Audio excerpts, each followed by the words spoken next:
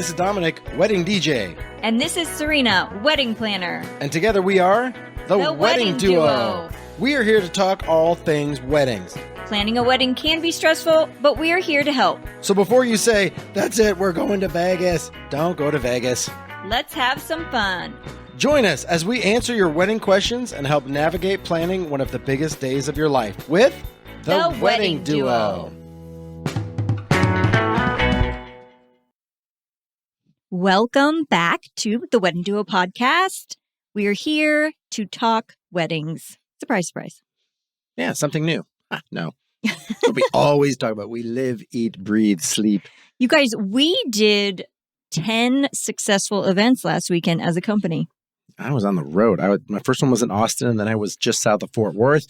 Long drives. But great events. And Great we were events. super Yeah, they were great. Excited that our team, they're just amazing. I can't say enough good things about having a good team. It means a lot, right, to us to be able to do what we do. They support us, and they're fantastic. When do we work together again? Do we have one coming up? We do. On the 8th of October, you and I are together again. There we go. Together again. So we've got a riveting topic for you guys today, and I'm going to start with a story. I'm going to tell a story for once that has to do with the what? I like to tell stories. I know you do. But okay. I'm sure you will at some point. Team effort. You go ahead. Okay.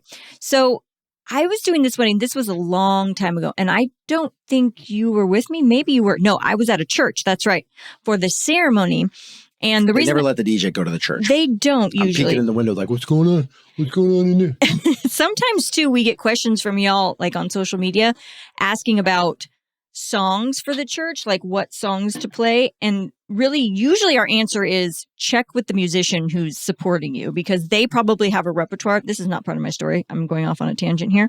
But if it's someone playing a keyboard or, a violinist, or if you're allowed to have musicians in there. Guitarist and singer. Right. So they're probably going to have songs. And sometimes the churches they limit the songs you can use too. So it's very rarely have I been allowed in to plug into their system. True. Twice, I think, in all of my years. Right. So I was there at the ceremony, and it was a big church with these three areas that you could walk in through the front. And there was like a little section before the aisle. It was it's like a little lobby. And that's where we were going to stage the bride, right? Because she had to go down the aisle also, obviously. So I had the wedding party go down, and then I locked the doors to the front so that I was locked in that middle space with the bride and her dad. And literally the last, the best man maid of honor were going down the aisle, and I hear this thump, thump, thump, thump, knocking on the door. And I'm going, okay. And so I peek my head out very quickly, and it's an aunt or something. And she's like, I'm here for the wedding. And I'm like, okay, but the bride's about to go down the aisle. You're going to need to wait. She's like, no, I need to get in there. And I was like, you're literally going to go in between. I have this aunt in my family. You're literally going to walk down the aisle in between the best man maid of honor and the couple, the bride. Excuse me, not the couple. And her dad. She didn't care. She pushed past me. She said hi to the bride. Of course she did. On her way down the aisle to take her seat. So this leads us into... Raise your hand if you have that aunt in your family. Yes. This leads us into our topic for today, which is how to be a good guest at a wedding. Yeah, and I know most of you are not guests. You're planning the wedding, but you may be guests at a wedding coming up before or after your own wedding. Well, usually you guys are in the age group where a lot of people are getting married, so you probably are attending a lot of weddings as well as planning your own. We got a comment on Instagram, I think, that said, I love your podcast, but it's giving me anxiety. And I'm like, I'm sorry. We're not trying to. That story gives me anxiety when I think about it, because I was trying so hard to, as the planner, really make sure everything went well. But she pushed past me. I mean, what are you supposed to do? I didn't. Kick her in the shin? Tackle her? no. And there's like, what's going on? Where's the bride? I don't know. There's some scuffle. Yeah. There's some commotion happening back behind the doors. There's usually not security at the ceremony. That's usually for the reception. But there's a little old church lady, and she's usually pretty mean. She might have just tackled I know she her. wasn't there, though. She was somewhere else. Where was the church lady when you I know. It's true. So the first bullet we have on there is be on time. Yeah. This is a thing. Sounds easy enough. This is a thing. And for you guys planning your wedding, sometimes I've heard couples, they'll come to me and say, hey, we have this idea, or they heard this idea to put a different time on the invites than they're actually thinking about starting the ceremony. Meaning they're going to say the ceremony starts at 3, but they're actually going to plan on the ceremony starting at 3:15. I'm not a huge fan of this. People are still late. It's the craziest thing. Like It's not even that. It's that then you're like punishing the people that are there on time, right? True. They're sitting there an extra 20 minutes, however long, waiting, going, why is this taking so long? We're late, right? But those are the nice, thoughtful people. They don't mind 15 and minutes. And it's most people. Let's just put that out there. This is not, people do run late, but most people get there on time. The one buy that I always give people is if they show up with a stroller and a couple kids, I go, okay, yeah, that's hard. You never know you're bringing the kids, but it's not always kids. I mean, you and I both know we've done so many weddings and we're getting ready to start. People are lined up. Every planner out there, every photographer will look really quick. Is anybody walking up the hill? Yes. Are there cars coming in still? Should we pause? Right. But at some point, you just need to go, and those people have to wait usually, unless they're that's what I was going to say. Tackles you and pushes through. So that's part of being a good guest. If for some reason you are late, plan on waiting outside until you can go in comfortably. Right. Well, it depends on the venue. Some of them have those, like if it's an open air venue, you can just kind of slip in the side. Yeah. But if there's one door, people have done it. People have pushed in. In it's between. Like wedding party, random guest, wedding party, best man. I'm like, what are you doing? Yes. And I mean, but it happens often. Right. Often, probably a couple times a month we see it. But well, except I will take it upon myself as a planner to stop people and say, and just hold them off if I can, right? If I'm not trying to do something with the wedding party. I want to see you have somebody in a full Nelson like, come on, you like that, buddy? Sleeper hold. No, I mean, I'm nice about it. I'm just like, can we just wait just a few minutes until, they get down the aisle and then you can take your seat. I hope people take pictures of that too. Like, but post that on video. Look at my dumb aunt walking down the aisle right in the middle of everything. Oh my God. So yes, if you're going to be a guest, try to be on time, try to adhere to timeliness rules. And if for some reason you're late, just be patient. You can go sit in a minute or, if you need to. Right. And just don't be a distraction to the ceremony. I mean, if there's something, there was an accident, everybody's late, or somebody not hit a train, but got stuck behind a train, and they're like, come on, I'm going to be late. I mean, life gets in the way sometimes, but yeah, but even if that does happen to you and you are there and it's already started, don't interrupt the ceremony. Like, yes. Or the procession. So this, we're going to talk too about, the ceremony, and we just did a TikTok on this where we were talking about phones, right? Mm-hmm. So this is another big topic that gets discussed often is people taking pictures with their phones or whatever during the ceremony. At least the days of the iPad have passed for the most part, right? Remember those days? They'd take people their iPad hold up out. their giant iPad and I go, wow, okay. Like now the people behind you can't even see, and let alone and in that's the pictures. in the professional pictures. Yeah. So the whole point of this, guys, is if you're a guest at a wedding and there is a sign that says unplugged, like, please don't take pictures, listen to this, right? Yeah. Like this applies to you. They're talking to you. You are not the exception, right? They mean you. There's always, not me. I'm really good at this. I have a good spot. I should take this picture. They'll appreciate it later.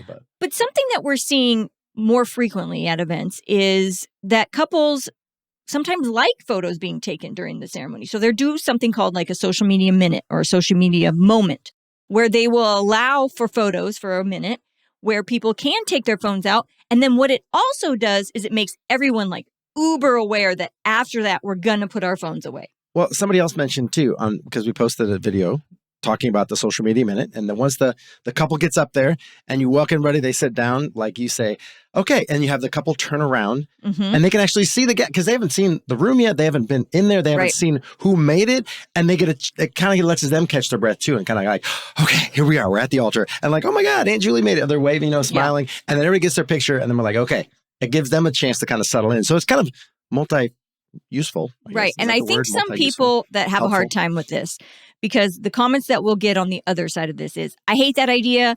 The couple should be the only one to post pictures. I don't know what world they live in. I was going to say, let's be real about this for a second here. I would love to think that,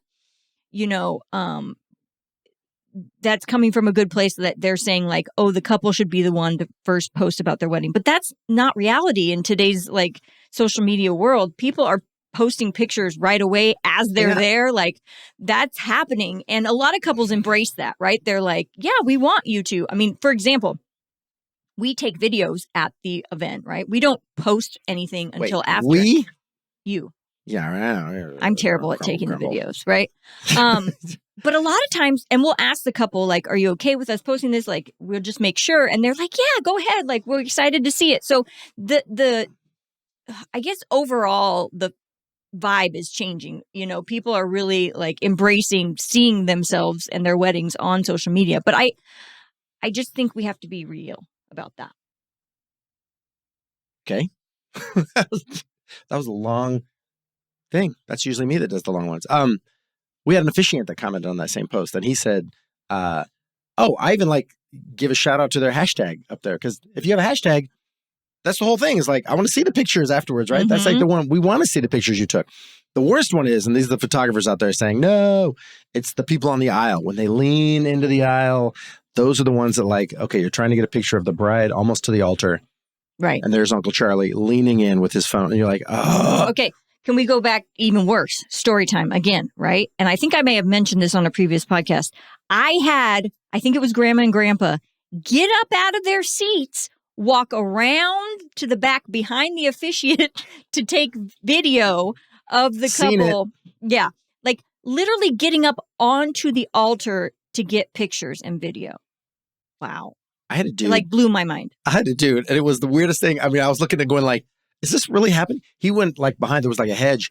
He came through the hedge with his little camera. And I mean, I was like, oh my God. He's like behind the altar. What does that mean? Through the hedge, taking a picture. I was just like. Family Guy meme? What? Isn't there like a. No, it was Simpsons, where he kind of slipped into the bushes. Yeah. Homer disappearing into the hedge. It was the most random thing, but that's very rare. Right. That doesn't happen very much. So be a good guest, listen to signs, right? Mm-hmm. Like if there's signage, listen to the officiant tell you, please put your phones away. Yeah. Just listen, right? To those things, because it's at the couple's request, right? This isn't us making these decisions. The couple that you've come there to celebrate is asking you not to do this. Well, I make that announcement most times where I'm like, hey, put your phones away, put them on silent, vibrate so it doesn't, so you don't interrupt it by having your phone go off. But then I also go back and ask the guys, because the groomsmen are lined up, and the ladies don't usually have their phone on them. Nowhere to put them. Because they don't have they don't have their purse or whatever. But some of the dresses have pockets. Don't get me started on the pockets, right? Mm-hmm. But the guys will be like, oh yeah. I'm like, because they didn't hear the announcement. They're just lined up. They're thinking about other stuff. But I always tell them, like, if your phone does go off, don't react. Just look at the guy next to you and give him a dirty look. That's what I usually go into the bridal suite and the groom suite beforehand and say, put your phones away. We don't want those in your pockets as you're walking. For sure. But it's better for them to hear it twice than not at all, right? Absolutely. So we're going to move on to something. Dominic really gets upset about this. What? Understandably so. Go ahead. Back-to-back weekends, a guest wearing white. Like, I know. I was going to say, give a more description of who it was, but like white, like a white dress, not even like off-white, kind of white, like a jacket, white dress. She was dating somebody in the wedding party, which is worse. She was a +1. I know. I was like, what are you doing? Of all the things you don't do at a wedding, that's got to be page 1, chapter 1, first thing. Don't wear white. Isn't it the first rule of weddings? Don't wear white. How do people not know that and think, oh, you know what I'm going to wear? There's just so many other options. That's the thing. It's like blows my mind. It's like, it's not like there's white or black. It's like there's white, there's black, there's all these other colors you could pick from. Any color but white. She's rocking the white. It's funny too. I'm part of a lot of bride groups like on Facebook, and I just, gives ideas, and I like to hear what the brides are talking about. There's such a difference on like the spectrum of what some brides consider okay and what they don't, as far as this is concerned. Like some brides are like, yes, if it's a white dress, no. But if you're wearing like a floral print and it has white in it, then Well, I don't think anybody really. I don't no, look at that. You're not part of the group. No, okay, right? So, are you wearing white socks? Yeah. So there's just this this rule that I think they talk about a lot, which is if you have to ask, it's probably a no, Hey, right? well, Like if you're looking at yourself in the mirror going, pick something else. So when we were in California, I had about a decade under my belt DJing out there. I used to get really upset when somebody would show up in jeans. I'm like, really? Denim? You're wearing denim to a wedding? You thought that was a good decision? And then I hit Texas, and they have a thing here called the Texas tuxedo, which is boots, jeans, a buckle, and a cowboy hat. That's like, and a jacket or a vest or suspended, whatever. But I'm like, well, I hit Texas. I had to get over that really quick. Yes. The bride's in boots quite often. Very often. Very often. Not jeans. It's not like I've never seen the ones where it's the cutoff, sleeveless camouflage jacket that the groom has, but I've seen. Wait, what? Oh, yeah. There was I don't know if it was a TikTok or if it was pre-TikTok days, but the groomsmen all had sleeveless camouflage like suits. Vests? Oh, yeah. Oh, wow. Ooh, yeah, that's fun. I don't know what that is. That's not a Texas tuxedo. That's a Back Hills bumpkin. Bayou? That's the bumpkin tuxedo. So, anyways, the white rule, let's just keep it that way, right? Let's just, if you have to ask, wear something else. Mm-hmm. So we're going to go with the next topic, which has to do with signage again. Yeah. Right? Seating. Yeah. So sometimes there's open seating. Sometimes there's assigned seating, but sometimes there's just a couple tables that are reserved up front, and there's no right or wrong way to do it. Some people tell you have to have reserved tables. Some people don't. But what drives me crazy is, and this is to the brides out there that are working on their RSVP in combination with their seating chart, is it takes a long time. A lot of effort was put into that seating chart because you're like, okay, well, they're bringing their kid and there's she's coming by herself. And it's like this whole tables of 8, tables of 10. We have one table of 9. I mean, it's a whole thing. It's a workout. And you're finally like, I got it. And then people get there and they're sliding chairs over to the other table. And now you have a table of 14 and a table of 6. And it's like, nah. Well, what really gets me about that too is they're picking up the chargers, the place settings and moving. I mean, you just have to wrap your head around the couple, the bride in particular, has put a lot of thought into what it looks like. And, yes. Then you're picking it up and moving it over to the other table. It's just, don't do it. I've been like, if I'm setting up and I have to navigate, negotiate between the tables to get to where I'm setting up, and I bump a chair, the planners oftentimes have gone through, and those chairs are lined up. They are should kiss the linen. They are right. Yeah, but they're like, you see one somebody bumped the chair. I go, dude, put that chair back. This I'm really, sometimes I have to move the chair so I don't drag all the chairs with my cart as I'm going through. But I go back and straighten it out because again, it's important to them. I mean, you talk about being a good guest. You got to be a good vendor because not all the vendors are. I mean, I've never seen somebody wear white. Could you imagine? Oh my God! The vendor wearing white. Wow. But the same thing. As a vendor, we should be very aware of what other people are doing and their needs, and to be a team player and all that stuff. But that's a whole other guests topic. Should be a team player too. Yeah. So that's important. Just be mindful, right? That a lot of thought has gone into, the reception space, how it looks, and the seating. If you have an assigned spot, sit there. It's only for dinner, really. I was going to say, it's a short period of time, right? You're literally sitting there for dinner, and then you can get up and move and talk and do whatever. Yeah, and then sit somewhere else, too, because there's sometimes the grandparents end up right in front of me, and they're like, can you turn it down? I go, no. Why are the grandparents right in front of the DJ? But I'm like, I sometimes go over and I'm like, it's going to get a little bit loud here. Once we open the dance floor, you might want to scoot down. And sometimes they're like, nope. I had a grandpa say, I'll just turn down the old hearing aid. Okay. You've got your own little system in your head there. That's good. So next we're going to talk about something that drives me crazy. It has to do with seating, kind of, and dinner, kind of. And I've talked about this before on the previous podcast. This is my one. This is my thing. Oh, this is the big one. Second only to wearing white, I think. Yeah. If it is announced that it is a buffet, for example, right? Well, of course, for the buffet. And you are going to be released by table. Be patient, right? And wait to be released. I don't know why. I mean, I do know why it bothers me so much. It's because I am not.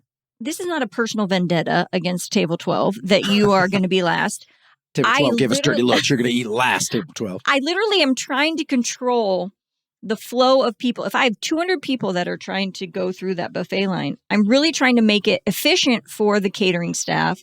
And so that there's not this line that goes out the door, around the corner. And wouldn't you rather wait sitting down than just wait in 70 people in line? Like Absolutely. It looks terrible. It's some venues are not set up to have a giant line. Exactly.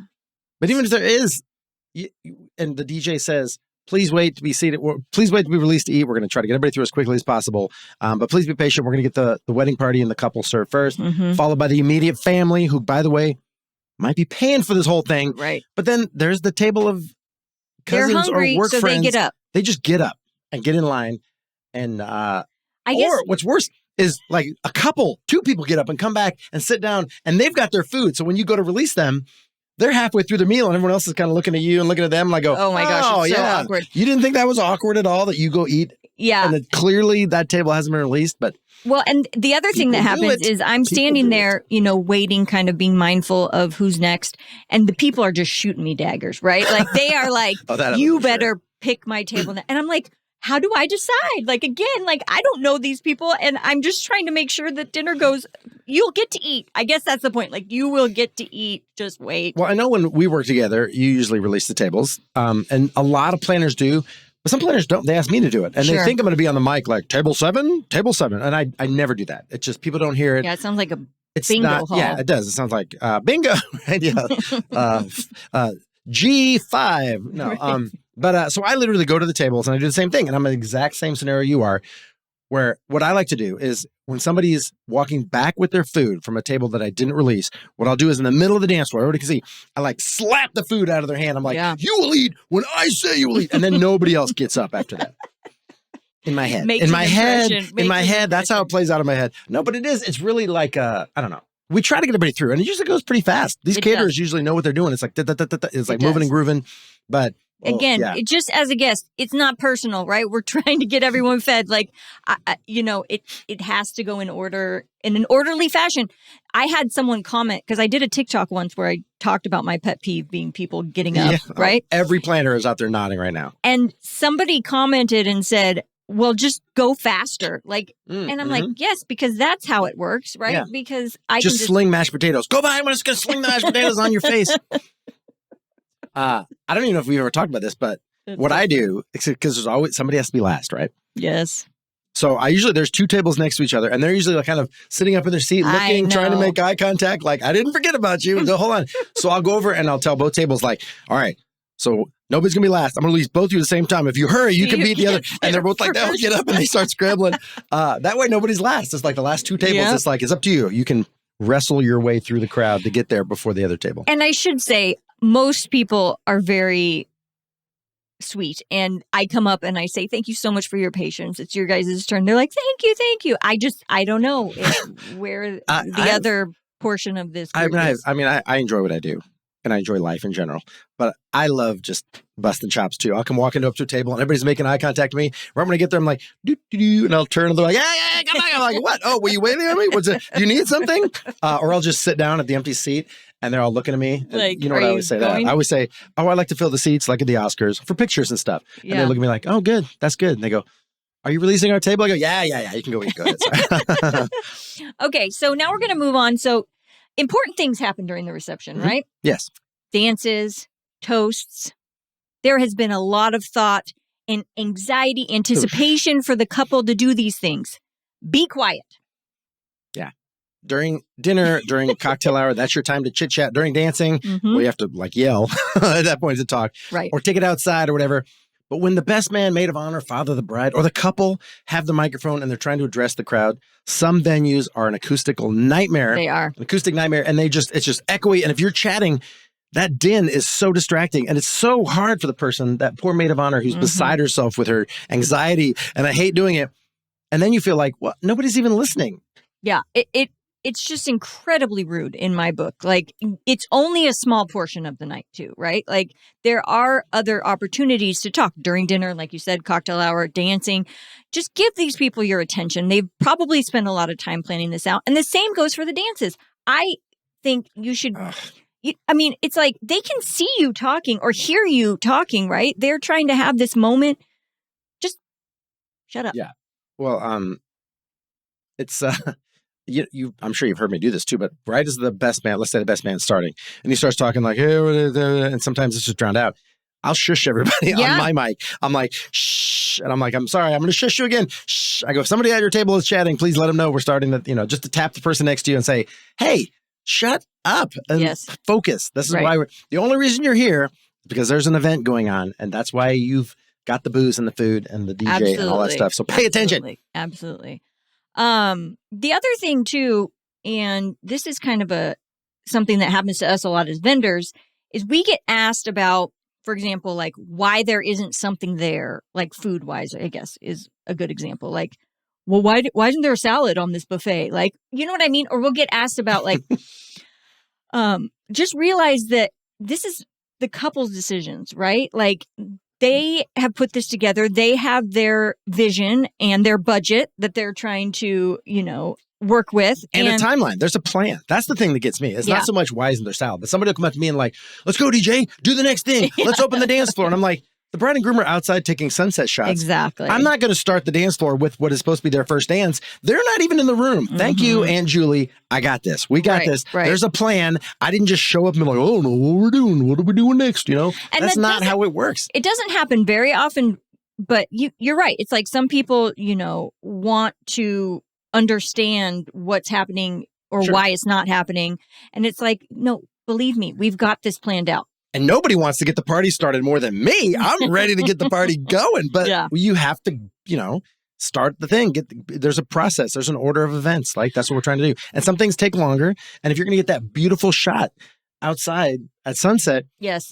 Yeah, y'all can wait. You can wait 15 more minutes. You will wait because the couple needs to be in the room. Yes, we're not starting without the couple. No, I'm sorry. We need that. The best man's going to give his toast to no one. To everybody except the couple. Yeah, exactly. And what I was talking about, the food thing though too, is, I just get those questions too. I've had it where they're like, the couple only had a small cake to cut, right? Mm-hmm. And then maybe they had a dessert bar or something. They're like, there's no cake. Like they literally like come up to me and just be like, "Where's the cake?" Right? Like, and I'm like, say, "There was one, but I put it away. I didn't want it. I ate it. I don't like it. I don't like the cake." It's just respect that this is their day. This is their decisions. When you have your wedding, you can have all the cake you want. Well, speaking of the cake, that's the thing. Like, if there's a cake, a beautiful cake, no one's going to stick your finger in it. No one's going to go up and touch it or sample the cake. But if it's a dessert bar or if it's cupcakes or the worst of all.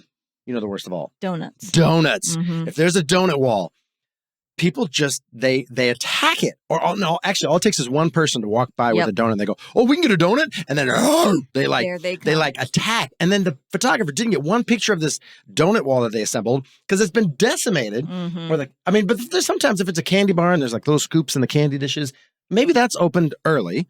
But check, because sometimes it's a whole look. They want to have a look, and they don't want to have there's a bunch of just cupcake wrappers next to the big cake. Well, or the thing that I recommend for my clients that do this is put signage out. You can put a sign out that really states when the dessert bar is open. Please wait.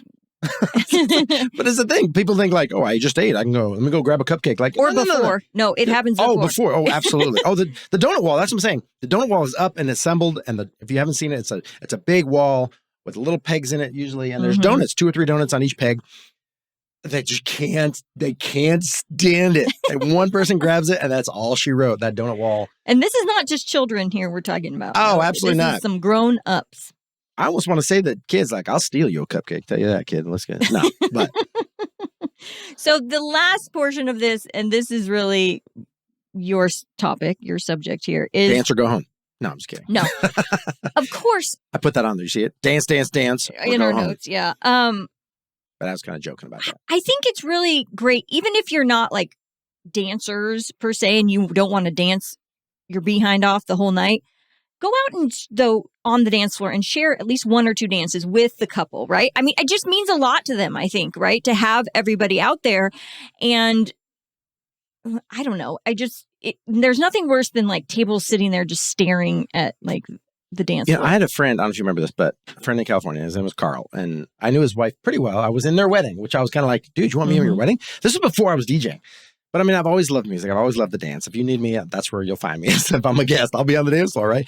And it was years later I caught back up with him, and she remembered. She was like, You were on the dance floor all night. I just So much appreciate fun. that. I was like, you remember that? I go, well, of course I was. That's what, that's me. I'm like, I like to dance. I like to be on the dance floor. I like music. I love to shake what my mama gave me. But most people are not like that. So, I mean, I get if you're not a dancer and you're shy or whatever, and you just want to sit back in the corner and chat. But what drives me crazy, this is another crazy thing, is as we talk about the whole thing and the way we end every podcast, it's about the couple, right? Oftentimes, they give me a playlist and say, here's the playlist. I don't want any or not even no requests. Some people say no requests, stick to the list, no requests. But some people say, here's some songs we want to hear. But then they have a few other things like, I hate Carrie Underwood or whatever. Please no line dances. I don't want the chicken dance or whatever it is.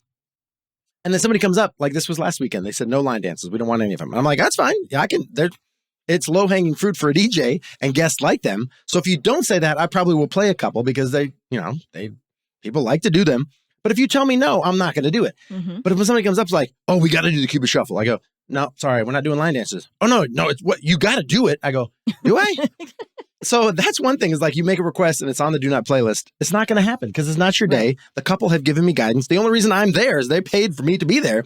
But the worst one is couples come up and say, hey, can you play this slow song? And we're in the middle of a dance party. And the bride and groom have given me 5 to 7 slow songs that if I slow it down, I'm going to play one of the ones that they picked, right? But they come up and this happens all the time. And I don't hate on you for saying it, but you'll come up and let's say, can you play At Last by Etta James? I'm like, they go, that was our dance on our wedding day. And I go, good. You realize it's not your wedding day. It is not your wedding day. But there's nights where if I have a 4-hour dance party, I'll do my best to fit it in. Right. But you only slow it down very few times. I don't slow it down very often. Yeah. And when I do, usually there's 3 or 4 songs that the couple really like that they want played that maybe was their parents' first dance or something like that. Random cousin, I love that was your song. I love that song. But I'm not going to play it because to cater to you, I'm sorry. Yeah, you're not my focus. That woman in white and her new husband or her new spouse and their family, right? Their immediate families, they're my target audience. Absolutely. And so I think that is how we can kind of sum it up is like, just keep in mind that this day has been carefully orchestrated by these two, right? They have picked every little detail to the songs, to the napkin colors, to the hors d'oeuvres, all that stuff has been chosen by them. So, just be mindful of their wishes and their requests while you're there. You're preaching to the choir. They're all like, we know we're in the throes of planning this thing. If you're planning your wedding and you're listening to this, you're like, oh, I hope none of my guests act like that. I mean, and hopefully you're not aware of any of it. Like, I don't go up and tell the guests, like, you know that guy with table 12? He keeps asking for his song, and it's not his. I mean, as vendors, this is par for the course. We deal with this all the time. We roll with the punches. If somebody gets up and gets in the buffet early, so what? I mean, it's annoying, and it messes up 10 seconds of the night. But we're not trying to give you more stress on this one. Somebody's late, we're going to wait. We're going to wave them in like, hurry up, we're about to start. Go sit down. Like, sorry. And they run in. Every weekend, we handle all kinds of this stuff. But again, it's something that if you want to make a little sign that says desserts, we'll tell you when to get a dessert or whatever, or a sign that says silence your phones, or you want to put it in your officiant's script to say we're going to do a social media minute or whatever. Or can you give us a shout out to our hashtag? I usually try to do that anyway at some point during the night. But I thought this would be a fun topic because it gives you guys some kind of insight to behind the scenes of what, we discuss at home about our events and also just wedding stuff, right? We talk wedding stuff. So that's what we do. So let's end it the way we always do. I was going to say, we always have a powwow afterwards. Sometimes like, hey, how was your event? Because we'll see Morris or Jimmy or Susie or Lauren or somebody else. Yeah. And they're like, how was your event? And they go, oh my God, listen to that. Like something, I'm like, what? Like something. But like any job, right? You just kind of have an after action review and you're talking about how'd that go? Like, oh man, we did it. Sometimes it's great stuff. Like we had the best, whatever. And I'm like, oh, that's so exciting. It's fun. But then sometimes you're like, listen to this weird, bizarre scenario. And I'm like, what? Absolutely. There you go. That's what we do. You guys, you can find us on Instagram, TikTok. Our new website is about to launch. So there's a lot of good stuff there, including our downloadable music planner and wedding planning bundle. You can schedule virtual consultations with us. If you are far away, but you want help planning your wedding, schedule some time to talk with us one-on-one. We'll help you with everything we can. I just did one, actually. Yeah, you did. The bride was 73. The groom was 78. Oh my gosh, so cute. I mean, it was really unique. I've never, I don't know if I've done a wedding where there was that. I've had some in that age group. upper generation, but I don't know if I've had anybody in the 70s. And it wasn't our couple, but we did a Zoom call with them and talked through their music and stuff. And I was like, oh, this is going to be really fun. It was really fun. I love it so much. They're very cute. All right, your turn. It is your day. Don't let somebody talk you into something you don't want to do or talk you out of something you have your heart set on. Just do you. And we will end it with our wedding planning kiss. And smooches. Mwah. Bye. Bye.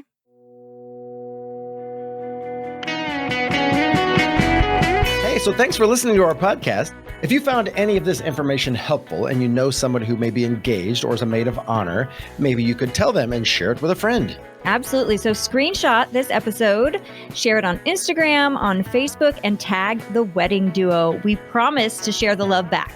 Also, if you are interested in more resources or the show notes, you can go to theweddingduo.co. We have one-on-one virtual sessions, a shop, all sorts of fun stuff. Check it out.